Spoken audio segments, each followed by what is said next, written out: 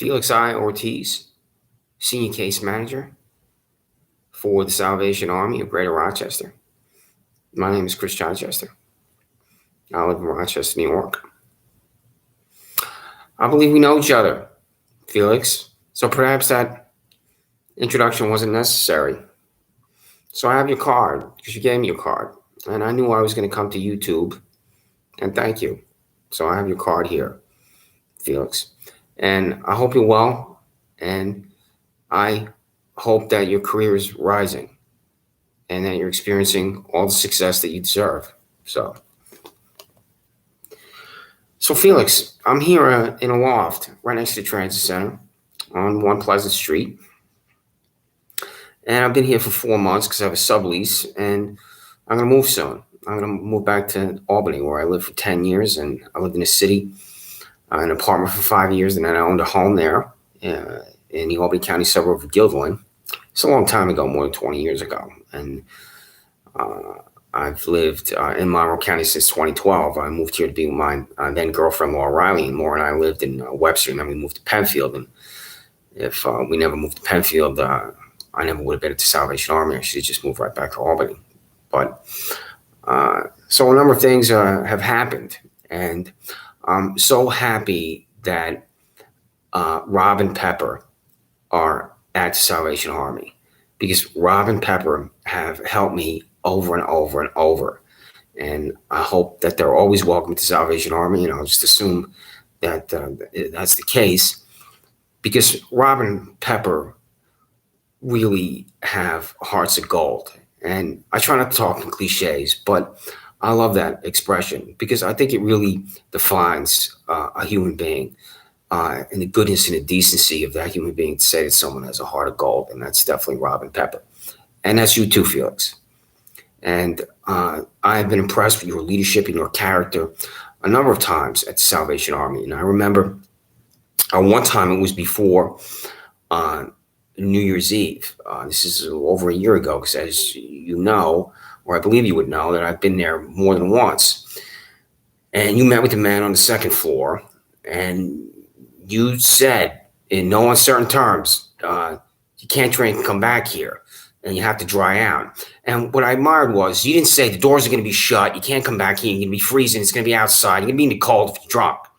You just said you're going to have to dry out, you're going to take care of yourself. And it was the admonition, don't drink, because you're coming back here, and this is because of good hearts and charity at your Salvation Army. So what are you doing drinking, even on New Year's Eve? And I was really impressed with that one time when you were talking to the men upstairs there on the second floor and letting them know that they need to comport themselves with character and know right from wrong.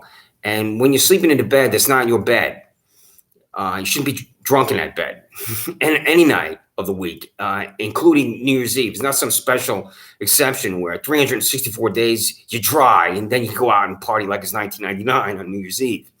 So, Felix, I'm so glad that you gave me your card. I'm always going to have this card, and I'm always going to think of you with the best thoughts possible. So the reason why I'm contacting you is to thank you. And there's only one way to say thank you, and it is to use that language. And also to tell you, or inform you, I should say, that things are good. And I have been in jail as an innocent man 6 times. And what I'm delighted about is the Salvation Army didn't shut its doors on me, because I am an innocent man. The confirmation that I'm an innocent man is prosecutor's never talked in court. And I'll spare those details. Perhaps I'll talk a little bit about it. But I'm going to send you a letter in the mail, and I hope to contact the Salvation Army. I believe it's in Alexandria, Virginia, too, about how I was treated, because I would have been outside, sleeping outside. And there were a couple times where I didn't come back to the Salvation Army. And I was outside because I know how to be outside. And you left a voicemail on my iPhone. And you didn't say, you're not welcome anymore, where are you? You just said, we have this bed for you, and let me know if you still want the bed. That's your exact language to me. Because a few things were happening, and I just needed to clear my head and separate myself from what I'm next to, because it is a challenge to be in a room with 2 other men, and you don't know how these other men are and how they behave. And that's the reason why I left and I was outside for a few days, because of reasons I won't go into, because it's just not right. but I just wanted to be by myself. And the only way I could be by myself is to be outside with no money. So that's just the way it is. And I made that decision. And but I'm glad I had the room. And when you called and left that voicemail, I came right back over there because it was time for me to come back to the Salvation Army when that bed wasn't going to be there for me anymore. I mean, it's not like you're holding that bed open for me, like I'm a millionaire or something. I'm always going to have it, So I just am really impressed with not only you, Felix, but the way the other employees handled themselves and treated the men at the Salvation Army. And it's not a free ride because I had my chore. And as you know, the chores will change. And I had a few things to do. One time, my chore was to wipe down and spray down the door handles. And that was a challenge, Felix, because here I am going about my chore. I'm spraying the door handle, and I got the rag. And a couple times guys would be like, what are you doing at my door or something? And I have to say, this is my chore. I'm being told to do this. So that was a little unnerving sometimes. And I had a few other things that I did for my chores. I think I had to mop the floor a few times a day and sweep the floor. And this is it's good for your character to know that you have to do these things because the place doesn't clean itself. The men there have to clean it and take care of it and whatnot. So I was really glad that I was challenged in that way because here I'm trying to go about my life, and my landlords just locked the doors and locked me out. My landlords are father-son landlords, Giuseppe Spano and Antonio Spano, locked the doors and locked me out. And I slept in Harriswell Park for 3 weeks, which is across from Wegmans on Penfield Road. My ex-girlfriend, who I lived with at that residence, came into Wegmans one day and just drove me to the Salvation Army. And I'll spare a lot of those details too, because it is difficult for me to talk about that. But the reason why I'm contacting you is to thank you. And also, just so you know that I'm an innocent man. And there are a couple things that have happened with the sheriff's office that I believe you as a voter should know about. And I'll just tell you a few things. I'm not going to tell you everything because that would take 2 hours. And it really would be gratuitous if I went into all the details of these criminal charges in my jail time, because I'm an innocent man and prosecutors never talked in court. I'll just leave it at that. But one thing I will tell you and explain to you is, do you own a dog, Felix? Because I think there are 60 million dog owners in the United States of America. And when I lived in Webster with my then girlfriend, Laura Riley, we went to Lollipop Farm Humane Society, and I was 47 years old. And we were interviewed, and it's a background check. And one of the questions Laura and I were asked, have you ever been arrested? And so at 47 years old in 2012, I said no. And I thought it was ridiculous to ask me that question. And one thing I now know in all my court appearances in Penfield Town Court, New York State Supreme Court, it doesn't matter how you live your life. You're just a skell, a defendant, and the prosecutor doesn't talk court, and now I'm in jail. And I'm demanding the names of these prosecutors, and District Attorney San George refused to disclose these public employees that put the screws to me like this. But anyway, Felix, I digress. I said I wasn't going to talk about some of these things. I violated my own rule. So this is the only time I'm going to talk about the sheriff's office, law enforcement, or anything like that, because it's my dog. And I was interviewed, and there I am, my little guy, a Shih Tzu. And we went to the cages after the interview, and there were all these dogs was barking everywhere. And I said to my girlfriend before we got there, I don't want to get a barking dog. And it's barking everywhere at the Lollipop Farm Humane Society there in Fairport. And she said, you sure you want to get a barking dog? I said, yeah, I changed my mind now. It doesn't matter if the dog's barking. And so we were going through the cages, looking at the dogs, and there was a Shih Tzu sitting there. And he was looking up, and he's just staring at both of us. And Laura said to me, he's looking right at you. And he was really looking at both of us. And it was love at first sight. And we adopted him. We brought him home to where we lived in Webster, and then we moved to Penfield. And I walked my dog for 7 years and 4,000 times behind the residence. You can see the residence where I used to live at 26 Cents Farm. Drive down Penfield Road. You will see it. It's next to a business called Consumer Insights at 2025 Penfield Road. It's a brick face front. And you can see it's a two-family home.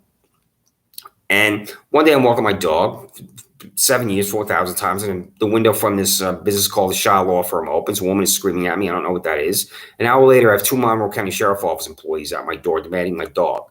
And this is a vicious confrontation. And this is him right here. And I said my exact language to the Monroe County Sheriff's Office was, you have to kill me to take my little guy. So this is what they're doing. Coming to my residence, one phone call, I want my dog. So I have this photograph because he died. One time I went out to run an errand and I came back home and he was on the floor upstairs, and it's really one of the worst days of my life. If you've been through that, you know what I'm talking. You know what the experience is like. And he was with me for 8 years, but here he is right here, and his name was Alex. And I laugh because I worked on Capitol Hill for 5 years, the United States Senate, United States House of Representatives staff. When I was U.S. Senate staff, I worked in the Russell Senate Office Building, and my colleague who sat behind me was Alex Heck. So when we were told that his name was Alex, I thought I cannot have my dog named after a man that I work with on staff for Senator Olympia Snowe. That's who I work for. And so I changed his name to Boom Boom. Felix, I don't know if you're a boxing fan. I don't think we ever talked about boxing or sports or anything like that. But one of my favorite fighters is Ray Mancini, otherwise known as Boom Boom. And he won the title with a thrilling second-round knockout of Arturo Frias. And he became WBA lightweight champion, and he almost went the distance with the great Alexis Arguello. He was stopped in the 14th round. Heart of a champion. So that's why I named him Boom Boom, because he's got the heart of a champion. So really, dogs light up your life. I'm sure you would agree with that. And I'm concerned, given everything that's happened to me, I'm not going to be able to adopt another dog because I plan to move back to Albany soon. So I have things that I don't have anymore. And if you remember, all my things were taken to a storage locker, and then some plastic bags I own were brought to the Salvation Army. And, I ran a 5K at the University of Rochester, and, that's me in that outfit there. I don't know if you can see that with the glare on the phone, and I don't have that anymore. And I'm not going to go through this big list of things I don't have anymore, but everything is gone. I own nothing. I have nothing because of being in jail 6 times prosecuted talk in court. When I was in jail, all my things were taken to the storage locker, and my ex-girlfriend called my sister Barbara Ann to pay for it. She paid for it, then she didn't pay for it, and then the storage locker was cleaned out. And I don't have my bed. I'm a book collector. I don't have my 1,000 books. I don't have my dresser. I don't have my clothes. Every single thing I own is gone.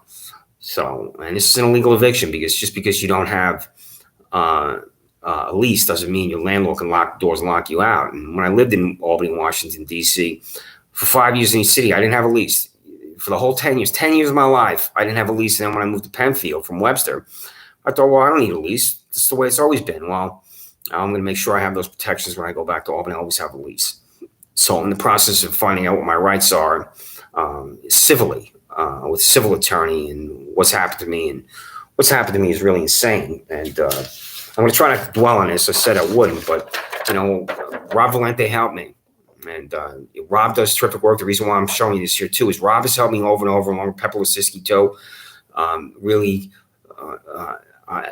Pepper and I went to look at an apartment in Henrietta 2 days ago, and I'm trying to figure out where I can live because my lease is up in 2 weeks here. I have to go. And Rob and Pepper helped me find this place right here, which is right next to the transit center. But this is my DD 214, and the original is gone because of my eviction, and I have things that I'm sending to the United States Department of Justice, what's happened to me, and this is the Sandra Dorling Todd back. So I'll send it to you if you want to look at it. Usually I send my registered mail return receipt, and the reason why I'm going to mention this too, I'm going to try not to dwell on this. I'm trying to find out the names of my prosecutors have done to me. This green card comes back to me. This goes to the district attorney's office. They're refusing to tell me the names of my prosecutors. I was prosecuted in silence. This is UPS that comes back to me over and over and over. And these are documents I have on my floor here. So anyway, I'm going to try not to dwell on this. It's difficult not to think about being smashed into a million little pieces. And I try not to view myself, Felix, as some kind of victim or sympathy figure, because you really need to overcome things in life. That's what I'm trying to do now. And perhaps you've heard the phrase, and I believe you have, whatever doesn't kill you makes you stronger. That's a Kelly Clarkson song. And I love that phrase years before I heard that song. And when I hear that song come on the radio, or if I hear it, I love it because it lifts me up, because it's so true. Whatever doesn't kill you makes you stronger. And you really have to, find that strength inside you when things in life don't go your way, and things in life that you can't control. And one of the lessons that I have learned, and I'm trying to learn lessons from everything that's happened to me, including how the way I was treated at the Salvation Army, because I would have been outside, and it really would have been a risk to my health if I would have been outside, because the temperature was dropping. So I had a room at the Salvation Army, and I had 3 meals a day, and I had any medical care, and it really enabled me to think clearly about how I can move forward with my life and being at the Salvation Army. And I believe that I mentioned this to you, but I'm not sure because of a number of times we spoke. And things happen to you in life for a reason. And I think you're from New York City. And I'm trying to remember precisely because we talked about the city once, I believe. And I was born in Queens at Booth Memorial Hospital. Booth Memorial Hospital is named for the great William Booth. And when I think about my life and what's happened to me, there must be a reason why I was born at Booth Memorial Hospital, and here I am at the Salvation Army, founded by William Booth. And of course, when you walk into the Salvation Army, it's a beautiful mural of William Booth. And I read his Wikipedia, and what an impressive, incredible life where he has devoted himself to men in need. And that's what I was. And I was at the Salvation Army because I was a man in need. And I'm so glad that I was allowed to stay at the Salvation Army. And I didn't do everything right, but I was striving for the standard of correctness and how you should comport yourself. And I hope I achieved that, because what happened to me was I was in Livingston County Jail. And then they just transferred me to Central New York Psychiatric Center in Marcy, New York. And I didn't know why. And this is the humiliation of my life. I mean, here I live in Monroe County. I'm in Livingston County Jail where Thomas J. Doherty is the sheriff. And then 2 Monroe County Sheriff Office employees drove from Rochester, New York to Livingston County Jail, which is right next to State University of New York in Geneseo, and then drove me to the CNYPC, where here I am for, I think, 3 weeks, where I had to take what's called a 730 mental health evaluation, which I passed, and I was real competent. I never should have been there to begin with. And this is a really frightening place. And I was released because I'm competent by the 730. I never should have been there. But this is what Todd Baxter's doing. His employees, instead of being in Monroe County, are driving me from Livingston County Jail, where I don't live, next to State University of New York in Geneseo, north to Marcy, New York, where I'm in this psychiatric center where I never should have been.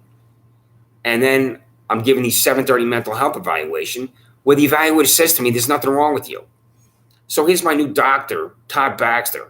I'd like to know where he got his medical degree from, sending his 2 employees to where I was to drive me to CNYPC. So, and I'm going to be in contact with the State Office of Mental Health regarding what's happened to me and everything that's happened to me. And this is registered mail return receipt. This is Sandra Dorley. This is Todd Baxter.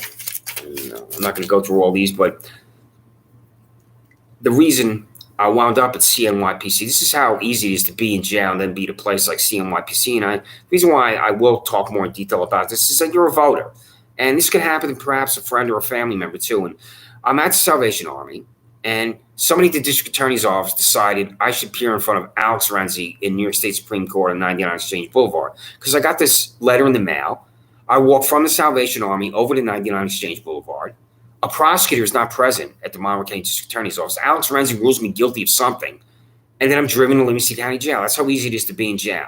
And this one fanatic who's paid $208,000 in total control of my life, there I am in Livingston County Jail, where I witnessed a violent attack by one minute upon another. I had to give a statement and be interviewed.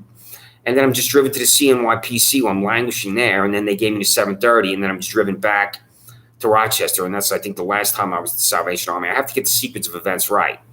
But I kept thinking the whole time I was at this CNYPC, am I going to be outside again? And someone told me while I was there that I was welcome back to the Salvation Army. And Pepper told me this.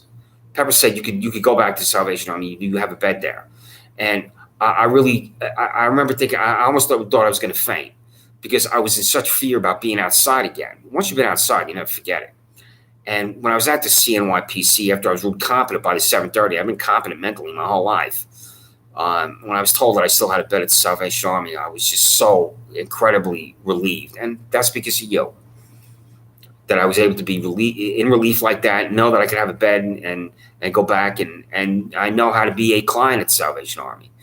So it has really helped me um, think about how to overcome things in life you can't control. I mean, I've never committed a crime. I've been in jail 6 times. And the Monroe County Public Defender's Office is not telling me the names of my prosecutors. I'm having significant problems with them. My public defender's just saying, tell me the names of my prosecutors, and they wouldn't. So I'm going to try not to dwell on this. It is difficult. And, one thing I had to get is I have nothing. Every single thing I own is gone. I had to get a new Social Security card. So I look at that, and, along with my DD-214, my original is missing. And the reason why I show this again is that, it doesn't matter to a judge anywhere how you live your life. And this is 3 years of my life where I served my country. It's a long time ago, but it still is 3 years. And I'm 85. I have an Army Commendation Medal. I have an Army Achievement Medal. That's on my DD-214. I don't have the original anymore because when I drove home from the 101st Airborne Division on April 14th, 1988, in my 1980 Mercury Capri that cost me $1,500, I had my original DD-214. And I don't have it anymore. And because I don't have anything, everything is gone. And I will hope when I move back to Albany, which I'm in the process of trying to do, to begin my new life. And I'll just be careful about what I buy because I'm in fear of losing everything again. And how ridiculous is that cliche, Felix? When people say they lose everything, I really have. I have nothing. My landlord just locked the door and locked me out, and they wanted to do this to me and destroy me. So, and I've included links on here if you want to see them because I have been on YouTube more than 100 times. That's what I'm doing. And I'm going to get the transcripts done, and I'm going to contact the United States Department of Justice. And I'm really trying not to dwell on this. But the reason why I said I'm just going to try not to, and then I do, is that I'm fundamentally altered and changed as a human being because of what's happened to me. And I hate that fact. And you shouldn't just run away or from things that have happened to you and not think certain thoughts because you don't like those thoughts. I mean, you have to be honest with yourself, and that's what I'm trying to do here. So I have things that try to motivate me. And do you buy things on Amazon, Felix? Because I do, and this is something I have on here. I have never, never, never give up.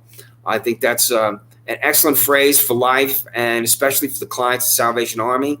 And that's the way I try to think about life. Never, never, never give up. Because that's definitely the way to go in life. So Felix, I'll end with that. And thank you. There's only one way to say thank you, and that's thank you. And I'm so glad I met you.